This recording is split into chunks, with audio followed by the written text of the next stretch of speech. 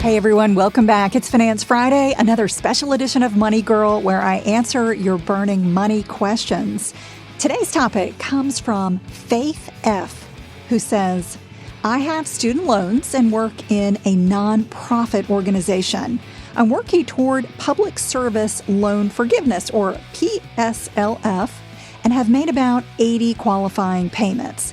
I'm in the SAVE plan, that stands for Saving on a Valuable Education, and I've been on administrative forbearance since April 2024. While not making loan payments or accruing interest has been a relief, the forbearance months don't count toward my loan forgiveness. However, I have been able to contribute more to my Roth 403b.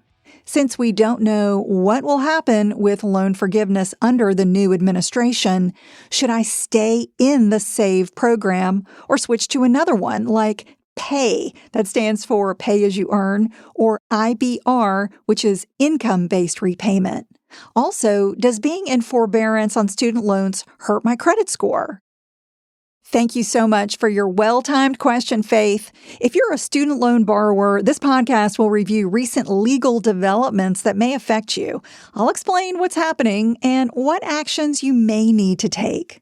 Thanks for downloading episode 895 of the Money Girl podcast. If you're new here, I'm Laura Adams, an award-winning author, money speaker, on-camera spokesperson, and founder of The Money Stack, a free Substack newsletter. You can learn more and connect with me at lauradadams.com. That's also where you can email your money question and sign up for the Money Stack newsletter, which does give subscribers a terrific money success toolkit, so that's a nice freebie to look forward to when you sign up. You can also record a brief question or comment on our voicemail line when you call 302-364-0308. We love getting your questions and would love to cover them here on a future show. So Faith mentioned being enrolled in the SAVE plan. This is one of many repayment options that the Department of Education offers when you have federal student loans. Everything we're going to be talking about today applies to federal student loans, not to private loans. So due to the pandemic, federal student loan payments were temporarily suspended. However, that relief was supposed to expire at the end of October 2023. Well, instead of letting the financial assistance end, the White House created a new and more generous income-driven student loan repayment program known as SAVE, or Saving on a Valuable Education, as I mentioned. And some of its benefits began in 2023 and others in 2024. SAVE actually replaced an existing plan called REPAY, REPAYE, or Revised Pay As You Earn plan. And the new program gives borrowers some unique benefits, like a 10-year loan forgiveness period and a new calculation that significantly reduces their payments. Right now, there are about 8 million federal loan borrowers like Faith who are enrolled in SAVE. And if you want to learn more about that program, you can go back and listen to podcast 789 called 7 Benefits of SAVE for Student Loans and Your Credit. I did that show, right as the program was rolling out.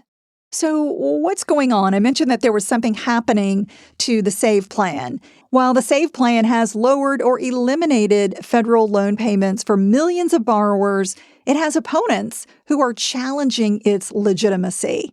In the fall of 2024, they sued the Biden administration, saying that the administration never had the authority to enact the SAVE plan in the first place.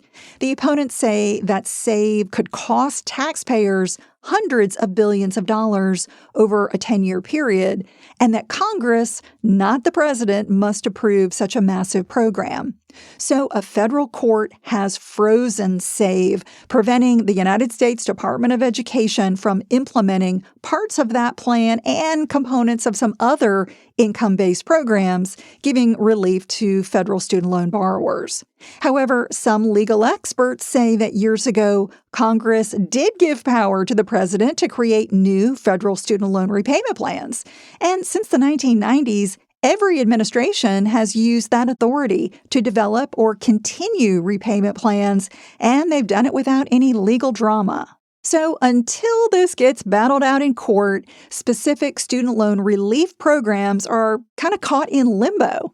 Their future is even more uncertain because the Trump administration has mentioned upcoming sweeping changes that they want to make to the Department of Education, such as, quote, returning education back to the states. So, what can you do if you have student loans or if you're enrolled in one of these programs that are effective? What does a frozen save program mean if you're somebody like Faith and you've got federal student loans in forbearance? Well, first, I want you to be certain that you understand if and when your loan payments resume. It could devastate your finances if you don't know any upcoming payment deadlines or you just choose to ignore them and default. The government can take aggressive action to collect federal debt, like garnishing your wages or even taking your tax refund. Garnishment is a legal process that requires an employer to withhold a portion of an employee's paycheck and send it to a creditor instead. So if you're unsure about the status of your federal student loans or you haven't had any communication from your lender, check in with them. Find out what the alternatives are to save. Also, be sure your email and your mailing addresses are up to date so you don't miss any important announcements from a student loan servicer. So based on some guidance that came out on January 15, 2025 from the Education Department, I'm going to go through 7 things that borrowers should know about the SAVE plan, or really other repayment programs as well.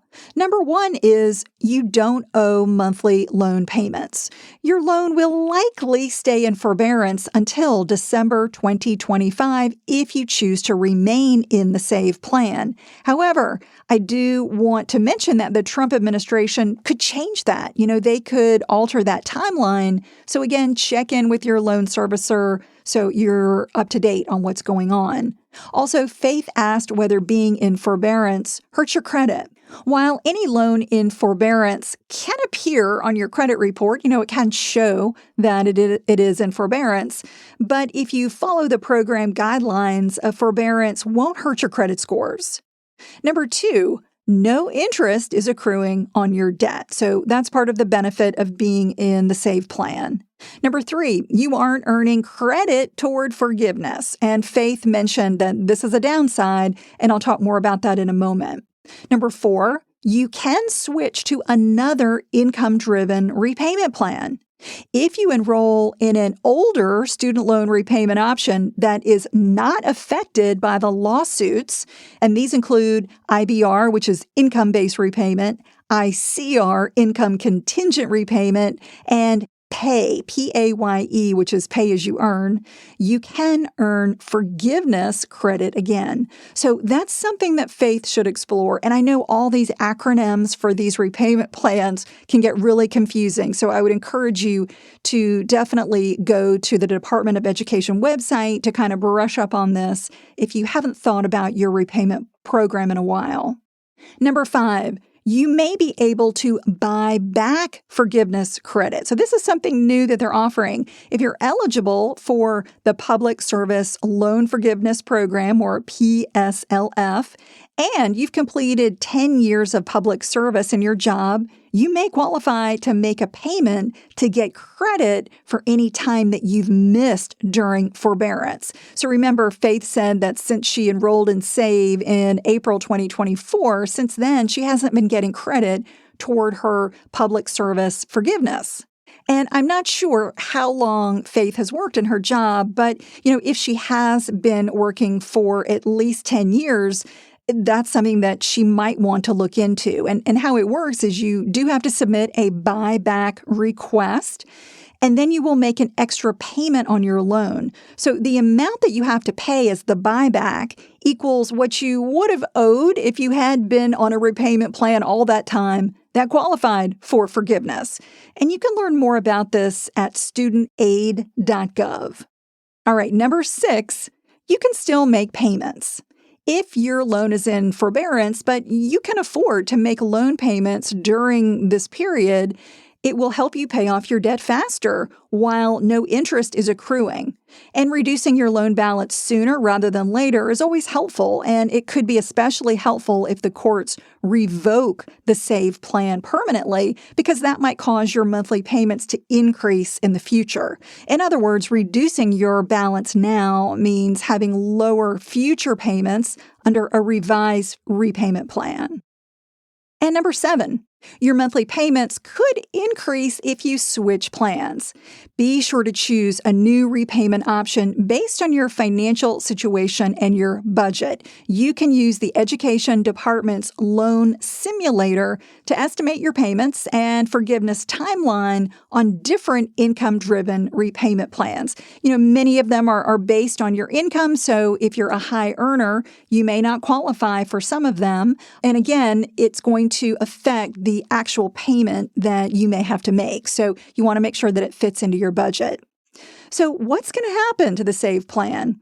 The reality is we don't know what's going to happen. We don't know if the SAVE plan will exist in the future because it depends on court decisions, the Education Department, and the Trump administration.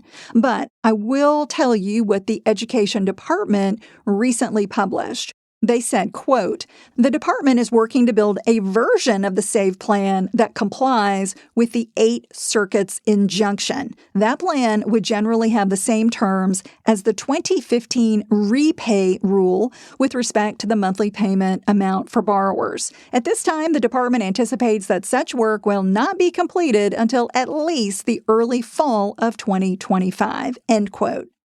And the Department of Education also says that borrowers will remain in the interest-free SAVE forbearance until the revised plan is available. And you can see their updates at ed.gov/save.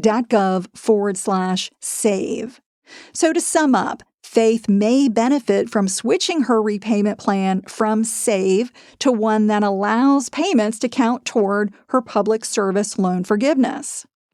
Switching may also be a good move for anyone who's getting close to qualifying for forgiveness and, just wanting debt relief as soon as possible. You can log into your federal student aid account or contact your loan servicer to learn more and submit an application to switch repayment plans. But again, do it carefully. Be sure you understand what your payment and situation would be after making a switch.